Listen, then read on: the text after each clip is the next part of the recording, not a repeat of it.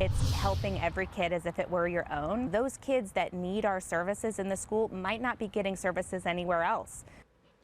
Back to school time is when a lot of kids renew physicals for sports or go in for a routine well check. But what about those who don't have a way to get to the doctor or the money to pay for it? 19 Investigates discovered this year more Northeast Ohio students will have access to health care at school.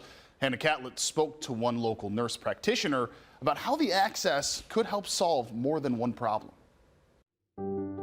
It's something good that came out of the pandemic. If they can be seen in school that day, they only miss a couple hours of school, not the whole school day. The growing use of telehealth to help students without access to health care and the money to provide it. It does come from COVID relief dollars. Teresa Fletcher is a nurse practitioner at Akron Children's Hospital. But during the school year, you'll find her at one of a dozen local schools, helping kids through what's called a school-based health center. It's great because now there is easier access to health care to students that might not otherwise have access to that health care. Data uncovered by 19 Investigates shows in both the Akron City Schools District and the much larger Cleveland Municipal School District, 3 of 5 children are enrolled in Medicaid, health insurance for low-income families.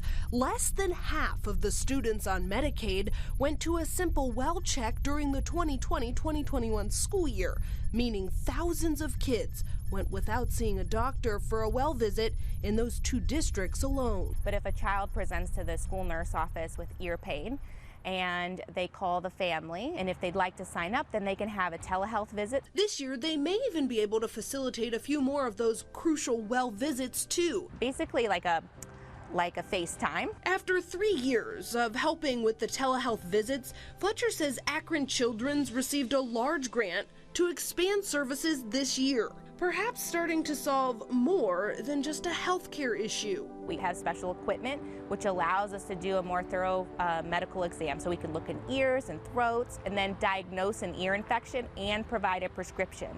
What happens if something like that goes undiagnosed? It can lead to other healthcare problems or fevers, lots of missed school days.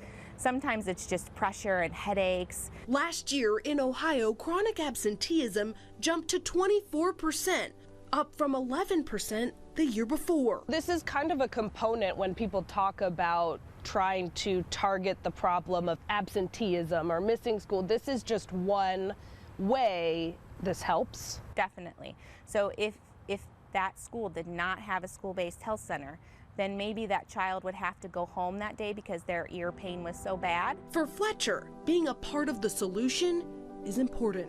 It's helping every kid as if it were your own. As a mother, I would love to have this service in my school. And also, those kids that need our services in the school might not be getting services anywhere else. So what does happen if they go days and days and days without their ear infection being taken care of?